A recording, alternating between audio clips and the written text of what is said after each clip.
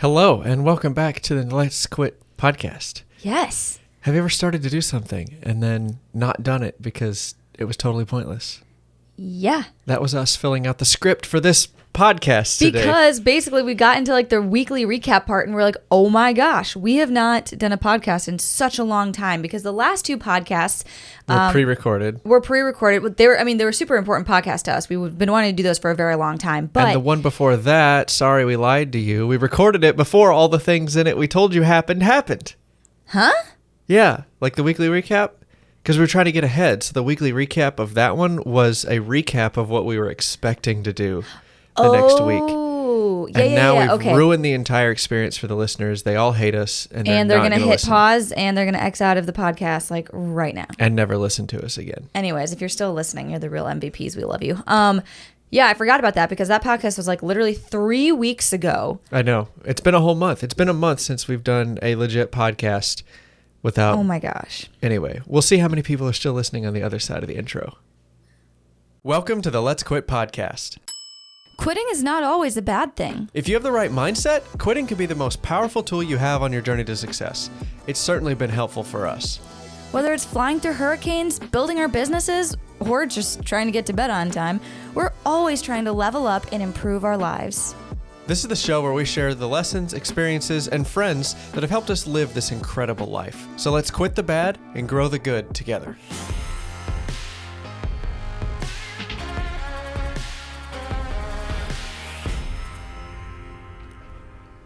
All right, guys. So welcome back. We are so glad to have you with us, whether this is your first time listening to our podcast or this is your, 30? I don't know. 7? Somewhere in there. 27? Anyways. In the 30s. In the 30s. Thank you so much. We are a listener-supported podcast as of right now. But if you do want to help us out and support us, probably the best way to do that is just share the show with somebody. Whether that's on Instagram or you text, your buddy a link to the podcast and say, hey, listen to these two goofballs talk for 45 minutes.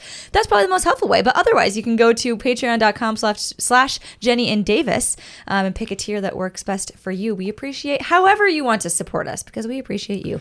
And if you're listening, that's support enough for me today. Yes, for today, that is what? enough. So weekly recap, I guess, is on the way. But we were talking yesterday about what are we doing. We came across this question in, I don't know, an entrepreneur book or some social media post. And it was like, what are you doing that's incredibly stupid in your business? And why are you doing it? And one of the things we looked at was... like right now we're trying to transition into a commercial space for both the woodworking business and the media business. We're looking for a commercial space so we can start hiring employees. We can and start have to room grow. to actually like live in our house instead of run two businesses out of our house. Right. And so for a brief second, we thought, is the podcast that stupid thing that we're doing that gives us nothing in return? And then immediately we're like, no, we each got a little sad because it wasn't necessarily what you were doing that was stupid, but like, what are you doing that might not be like efficient, or maybe that's not bringing you a whole lot of cash flow? And we're like, well, the podcast doesn't necessarily do that for us. And then as soon as we were like, well, what if we eliminate the podcast? And we were both like, no. Well, we realized that the podcast, because it's kind of therapy for us, like it gives us so much more energy throughout the week. Yes. Just to talk about what we've done, to recap it, put some closure on the end of the week, and then move on to the next one. Like that in and of itself is saving us money from a catastrophe. Yeah. You know what I'm saying? So anyway, all that saying, the podcast isn't going anywhere anytime soon. No. Unless something crazy happens. But anyway, yeah. So with that, Jennie, do you want to start us on a monthly update? Oh my gosh. I don't even know how far back to start. So we posted the last update, which was about more board orders and stuff like that.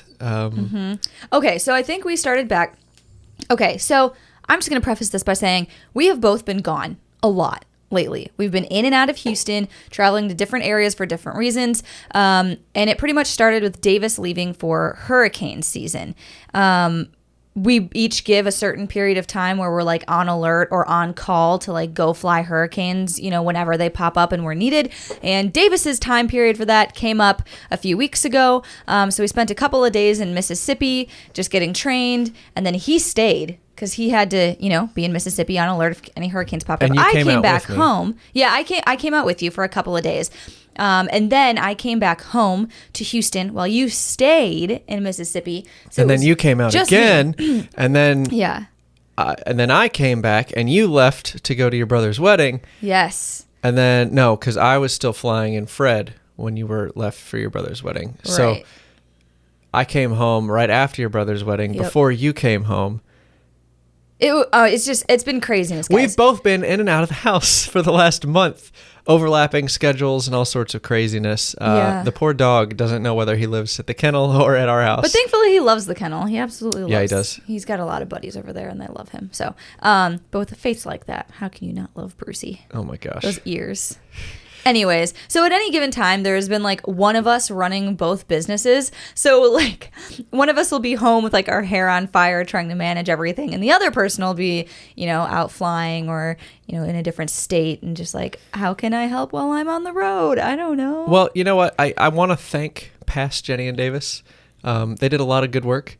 They really set us up for success for this time period because we worked really, really hard. Couple weeks before I had to leave, or we both had to leave the first time, and we got 3 or 4 videos for YouTube scheduled. We got a couple podcasts ready to go. It was the first time.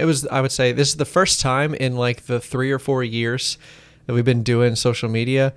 I guess 3 years, not 4 yet. That we finally knew that we were going to be gone, and we made enough content to bridge the entire gap. Right. We've always like missed a week or delayed somehow, but now we've got our systems and our processes in order, and they're so streamlined that we're able to get ahead. We're able to, make a few videos and put them out. Now, they did not do great, but we got videos out. But it's better than no video. Right. Tickling the algorithm with a bad video is still better than not having one. Yeah. So I feel like some people might not have even known that we were gone. Which I know. Hopefully everybody's like, wait, you were gone, because that would mean we did everything right. So yes. But yeah, it's been incredibly hectic, even though we've had Wi-Fi the whole time. Like, things are just different when you travel. Like, when you get up and you leave and you go somewhere else. Like, I'm all for grit and determination and like trying to edit when you're on the road and stuff like that. But it just, at some level, it's just not feasible. And so it's going to be much less work for you to work ahead than it is for you to try and work when you're on the road. One of our poor friends, she works for a construction company, and I was just watching her work this entire time.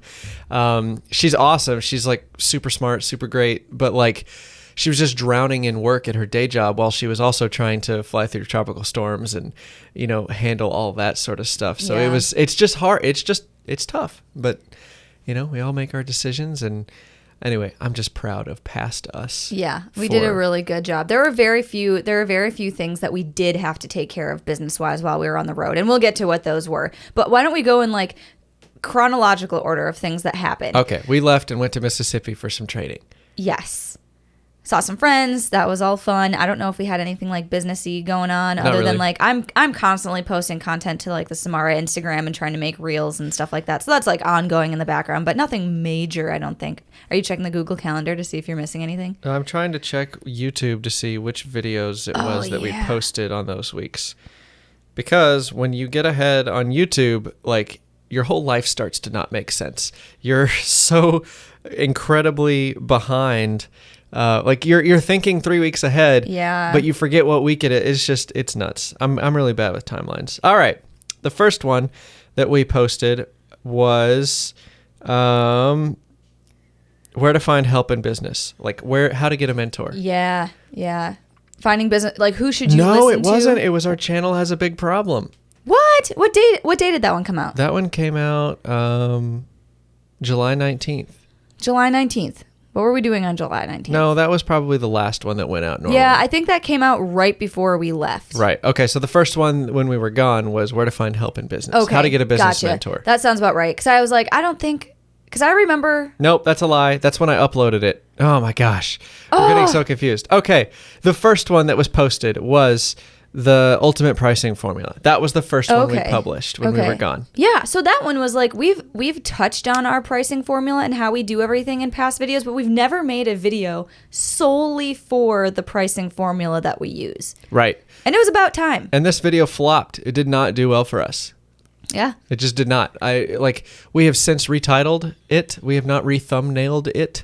But I thought having Jennie dress up like a nerdy teacher with a chalkboard. I thought that would be a really good thumbnail. Apparently, people are like, "Oh, is that just not Jennie every single day? A big huge Apparently- nerd in front of a chalkboard?" apparently YouTube thought otherwise. It had sort of a stupid title on it now. Yeah. So, or it did have a stupid title. We've since changed it, but I do feel like it was helpful for the few people that did. oh my watch gosh, it. no. Like, yes, our video, like our core audience, it was very helpful. I'm just saying, like, to try and find new people who, because there, believe it or not, there are thousands and thousands of people out there trying to sell their work as makers that don't know who we are or that we make content. Not that we're anything special, but like, you got to start somewhere. If somebody's struggling and thinking about shutting it down, It's like, we're making this for you. Like, we want you to see it so bad because, like, we spend our days making this for that exact person who's Right. just starting out and doesn't know. And gone are the days of the internet where you can just post something useful and it like propagates on its own. Right. You have to do the sales and marketing. It's just like, hey, it's just like a real business.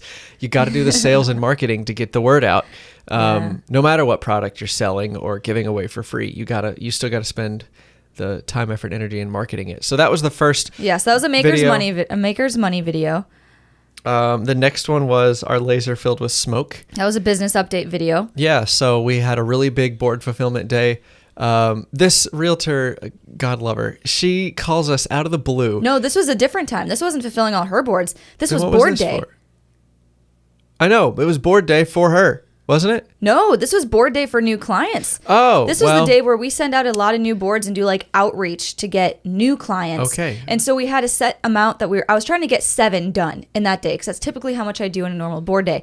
But on board number 6, the laser started to fill with smoke. It got like really black and like soot-y looking on the inside, which it typically doesn't do. And so that's when we were like, hey, something's up. So we tried pulling the fans out and Well, we've never done any periodic maintenance on the lasers. Right. We've just used them and abused them, and this was the first time that we saw any sort of problems. So, yeah. But we fixed it, pulled out a few fans, blew them Yeah, off, dusted got it the off. sawdust So now we got to put that in the maintenance schedule, and we know that that's gonna, I don't know, have to be a thing that we do. I also swapped out the charcoal filters while you were gone. Yeah, that was good. That's going to be an upcoming video coming out soon where I talk about that. But basically, the charcoal filter that we hang it out the window. We probably don't need to. I just don't want the whole neighborhood smelling like smoke. Again, we're trying to run a business without being noticed in our little neighborhood. Not that anybody would care. Okay, here's my question though. How bad do you think it would make the house smell if we left the filter? Like with a brand new filter, it just cleaned it out, brand new fabric, like covering. How bad do you think it'd make the house smell if we left it inside? If we left the filter inside, the smoke would still come in the house. Okay. We still have to vent it outside. There's no way we we've could never keep tried it. that before. No, We kept but it like inside. it's still smoke. Okay. Like the charcoal filter is not going to grab everything. It can help. Charcoal is really supposed to help with smells. It's not really supposed to help with particulates. So the particulates still need to go outside, Yeah, that makes sense. but the charcoal is just supposed to help with smell. That's my understanding. Okay. So no, we still need to pump it outside. My question is, do we need to worry about having a filter on the end of it to try and help with the smell, or can we just vent it outside like Bruce Ulrich and say, I mean, it works for him. I know, like for him. I don't think anybody would ever complain, but the filters are cheap enough that it's Yeah, cheap insurance yeah. to not have to worry about the neighbors like pounding on our door saying, "Why are you making the neighborhood smell bad?" Because the primary purpose of HOAs is just get their panties in a wad for no Yes. reason. Yes, for absolutely no reason. Anyways, so that was that video, and then what came after that? After that video,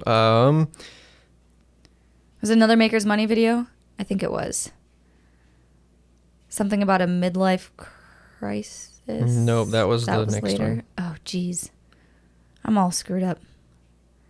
Then it was the one of like where to find a mentor, where to find help in business. Oh, okay. And that one totally flopped. We kind of knew that one wasn't the strongest. It sort of had a weak thumbnail. We knew that like most people don't think about wanting a mentor. People want to think like just by default, we all think like, oh, I can do it. I can do it myself. I don't want any help. And like, I don't want to burden anybody else with my problems. Like it's just a normal thing that like humans do. Like we had all those assumptions, but at the end of the day, like kind of like the story that you told was, like you want to tell that story again really quickly about the front flips and the gymnastics? Oh, yeah. And so it's one of those things where it's like you need feedback from people. So the story I told was I used to be a competitive cheerleader. I think I did it for like 10 years or something like that. And so I listen to the disdain in her voice. She does not like admitting that. I just wanted to point that out. It's not that I don't like admitting it. I just feel like it's something people aren't expecting. like, I don't know why, but like, I don't know. Nobody expects me to say like, yeah, I used to be a cheerleader for a decade of my life. And, or you could just own it and not and be now weird about it. Yeah, that too. Anyways, I don't know. It's so weird. Like, anyways, yeah, I was a competitive cheerleader for 10 years before this. And I would do like, the backflips and all that sort of stuff. But for some reason, I was horrible at front flips. I hated doing front flips. I could do backflips all day long. But I was trying to prove to this like really cool coach that was there for this like high level team that I could do a front flip. Tried to do one, landed on my butt every single time. And this girl on my team was like, you know why you're failing, right? It's because you're not jumping up enough before you flip. And I was like, oh, that's so simple. Sure enough, tried it again, landed it. And no problems. I'm like, what the heck? You could have told me that earlier.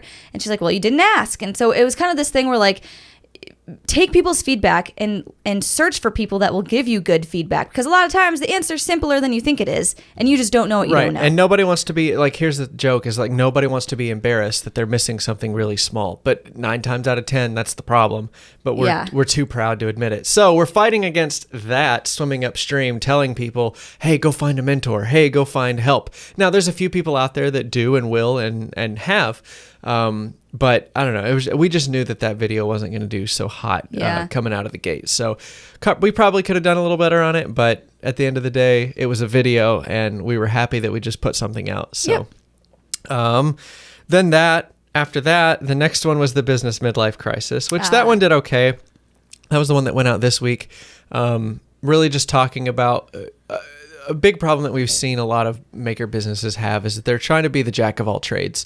And I didn't get into a fight, but I got into a little tussle in the comments with a couple people that are like, oh yeah, jack of all trades like is better than, being the specialist. And I'm like, hey, like, you've heard of this thing called the internet, right? Like, it connects experts with customers at the click of a button. So if you're not people default want an expert in whatever it is that they're trying to do. Even if, let's say, for example, you're trying to replace the windows in your house. If you called a general contractor to get windows replaced, you probably would not prefer that to calling just a straight up window place. If you wanted to call a straight up, the contractor could get it done, but you probably think that the window place or the glazier, I think the glazier. Is that a real I think thing? that's the word for a glass shop, is a glazier or a glass person. You would call the window shop and you would expect a more professional, let's say you're super wealthy and rich. You wouldn't call the general contractor to do it. You'd call the window person themselves to do it because for you, you're like, well, money's not an object and I want the best product possible. Right. So the expert is going to do a better job. It's the default assumption by the customer. And so our advice is the same advice Ben Ueda has been giving for years and years, is don't be the buffet, be the steakhouse. And we're not saying you can't do more than one thing. We're just saying advertise yourself as an expert in one category of things.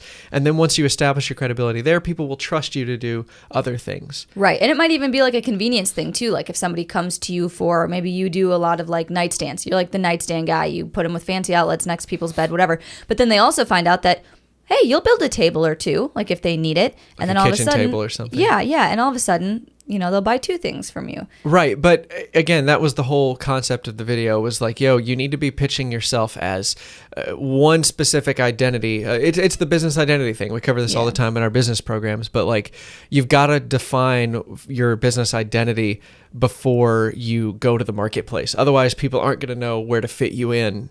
Like in the spectrum of businesses, people don't know what box to put you in. Mm-hmm. So you've got to develop your own business identity, and you cannot be the jack of all trades, because people would much rather have a professional do the job for the same price than they would a generalist do the job for the same price. So we're showing people how doing that can get you more money faster. And the people that don't agree with us, that's fine. But in our opinion, I just don't think you're going to get as much traction as a new fledgling business being the jack of all trades.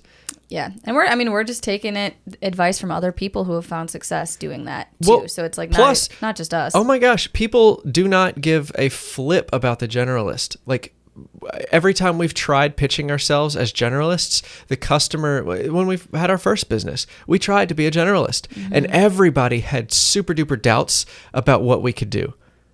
They'd show us a picture from Etsy and like, can you do this? And we're like, yes, we said we can do woodworking. We can do all of that. We can do tables, chairs, benches, beds, which we thought default, the more we can offer, the better. But the customer is like, how well can you do a steak at a buffet?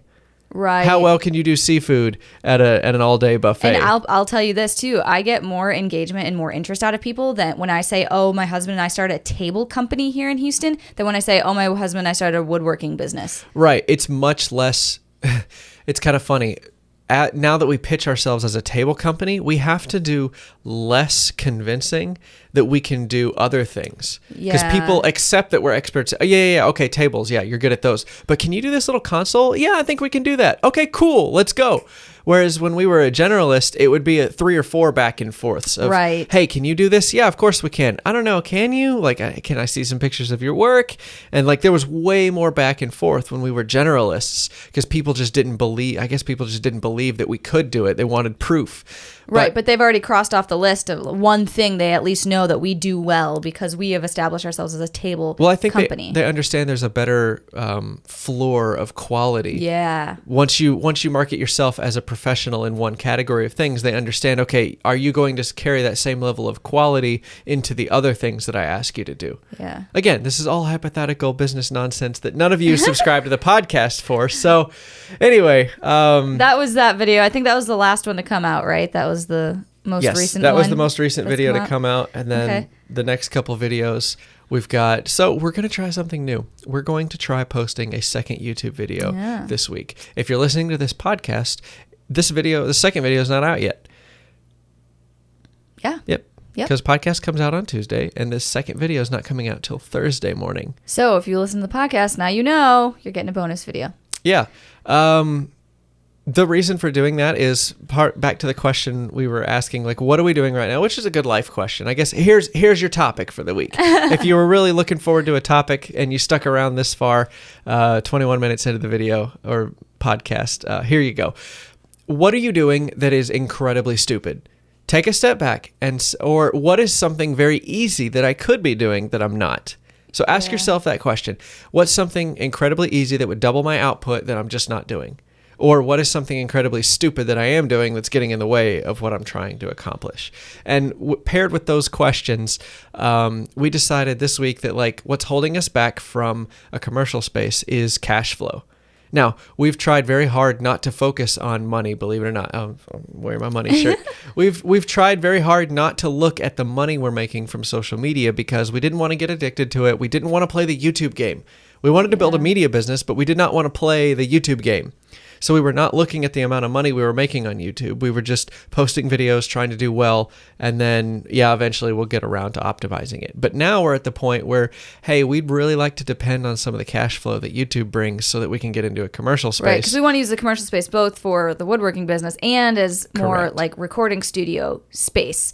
Right. We're going to have just as much, if not a little bit more office space than we are warehouse space for the woodworking business. Eventually, the way that we really see this going down is that we keep the first warehouse we're about to get stays for the multimedia company, and we get a bigger facility later for the woodworking business. And then they're in two separate spaces. So it's coming down to the point where it's like, hey, you know, our media production has to help kind of foot the bill for their half of the, you know, commercial space or whatever. And so we're like, how do we get more money coming through it? Right. Because the woodworking business could afford a small commercial space right now, but the woodworking business and the media business could go together on a bigger space, which would be better for everybody. Right. So we're trying to balance what would be the most efficient and the best thing for us. So I'm saying all of that to say that the question we asked is, what are we doing? What could we easily do to double our output? And that was post 2 YouTube videos a week. We get most of our revenue from YouTube and StudStack signups, and that money could be potentially doubled if we were to post more often on YouTube. It would make the algorithm serve our videos to more people. There would be more videos to serve to other people. And we started noticing that we've been drowning in footage the last couple months. Mm-hmm. We're like, well, if we're drowning in footage, you might as well make a second video that's going to get more cash flow, which is going to help us get into a bigger space so that we can create better videos and get more people in the StudStack and then have more money to give the people in the StudStack cool things. And it's a whole connecting train of wonderful events if we can simply post a second video per Right. week. And we couldn't before. So let me qualify that. The reason we weren't posting 2 video back in the day. Okay. So back in the early days of YouTube, we were posting 3 videos a week. Oh, I remember that. Oh, dude, that was so we intense. did it for a good 6 weeks. Yeah. It was tough. I was working like 80 hours a week. Jenny was working 60, and we were putting out 3 YouTube videos a week. Yeah, that was It was tight. rough. It was really rough. But we since went back to 1 video a week and sometimes 1 video a month just because we didn't have the footage. We were in training with the Air Force. We couldn't put out content. We couldn't build enough stuff to film it Right. to then make videos of it. So we just didn't have a video for that month. But now that we're back here full time doing stuff, we've got more than enough footage for multiple videos. Right, because we were editing this video that just came out Monday, and we were like, oh my gosh, we have even more footage. Like, Right. Well, I was about to make this like 20-minute video, and I'm like, why don't I just cut it in half, make it 2 videos, because we've got the footage. There's 2 storylines, you know, to make the video. Why not just put out a second video? Who's going to get mad that we're posting 2 videos in 1 week? right. People would much rather watch 2, the analytics prove that people would much rather watch 2 shorter videos than 1 longer one. So why not give the people what they want? It makes us more money. The algorithm likes us better, and it gets us closer to our goals. So anyway, just ask yourself those questions. What in your areas of life, what are you doing that is very stupid, that's in the way of your goals? Or what could you very easily do that you think is a big problem that would double your output? Yep. And so we just answered that question and found out that we're going to start putting out more videos. Yeah. What else have we... What else did we do besides your that brother got realization? married. Can we talk about that for a minute? Yeah. So if you guys remember, Eric, he was on some of the videos a while ago. He had his own podcast. Yeah, he was on the podcast too. Yes, he was. Anyways, he was out here, learning how to use the tools, helping us build, learning some business stuff. And he got married a little while ago. And so that's actually why I was gone in that video. That came out yesterday. And this whole time when we've been saying, oh, Jennie was gone, that's where I was. But it was a good time. It was absolutely beautiful. It was nice to see family. It was nice to see him again. Everything went super well. It was absolutely beautiful. Yep. So. Oh, I flew through Tropical Storm Fred. Yeah, I was about to say you need to talk about your time. So I went out to Mississippi, got caught up on training, and then my hurricane block for the year started. Kind of like Jennie said, we've got 2-week blocks that we all sign up for to volunteer, like 100% availability, and then we help out the rest of the season as needed. So my first block was, or my only block this year, was at the beginning of August. Yeah. I don't even remember. Yeah. So beginning of August, end of July, beginning of August, which this has been a relatively, knock on wood, relatively slow season this year. So wasn't a whole lot for me to do. I was helping in the office with some administrative stuff, trying to catch up on training and get ahead. I mean, like in the reserves, you're in a constant state of being behind. Yeah. Which I love it. It's great because that means you only focus on the things that are actually important. You don't get bogged down with extra administrative tasks. Like because you're bored and you have nothing else to do. Yeah. Your saltiness of active duty is showing again, Jennie. Oh, sorry. I'll cover it up. But so I was just catching up on stuff out there. And then finally we saw that Tropical Storm Fred was going to form pretty quick. And we deployed out to Miami and we flew that storm out of Miami for a little while. I flew it when it was south of Cuba, and then again once it had crossed over Haiti. So once it had crossed over Haiti and started coming north again, I flew it again. It was all dried out. Like there was no convection, there were no thunderstorms. It was just it kind of looked weird on satellite. It was like a bunch of thin clouds all rotating and a big. Have you ever seen like in your backyard where the wind like whips around the side of your house and it like spins a bunch of leaves and makes it a little mini baby tornado? You know what I'm talking about? That's what it looked like because there were just a bunch of trashy clouds. There were no thunderstorms, but it still had rotation. All still rotating over like a 200 or 300 mile wide swath. I don't know. It just looked really cool on satellite because we don't normally get to see most hurricanes and stuff and tropical storms are completely covered with cloud. Pictures you've seen on the news and stuff of like seeing the blue sky in the eye. Spoiler alert, you don't normally see the sky in the eye of a storm. It's normally covered in clouds. Only in the huge, really clean Category 5 hurricanes do you get that, what they call it, a stadium effect, where you can get in the eye and see all the way from the water to the blue sky. Yeah. So it was just really interesting to be in such a wide rotating air mass, but not see many clouds. Yeah, it was really so interesting. Fred ended up going up into the Gulf and hitting what, Alabama and Georgia? I think that's right. That area? Yeah. Yeah. Panhandle, Florida, that area. Yeah. Yeah. Didn't seem like it was too bad. I'm sure the person whose house got destroyed from it would disagree with me, but it seemed like on the large scale it wasn't that bad. It stayed a tropical storm, right? When it hit land, which is good. At least it died a little bit before it got there. Then it ripped on up the East Coast. It's just a low pressure system. Yeah. So anyway, that was my sort of storm of the year, I guess, was Fred. It's a total contrast to last year. Last year we flew so many storms. Non-stop. Record-breaking season, and we were in training, so we were flying every single storm. Oh, and we brought our fundraising T-shirt back for hurricane season. Speaking of, so last year we made our very first T-shirt with the little like Jennie and Davis hurricane logo on it, and then it has the year that we put it out in. And so we want to do that annually because all the proceeds from those T-shirts go to disaster relief funds, specifically for hurricanes.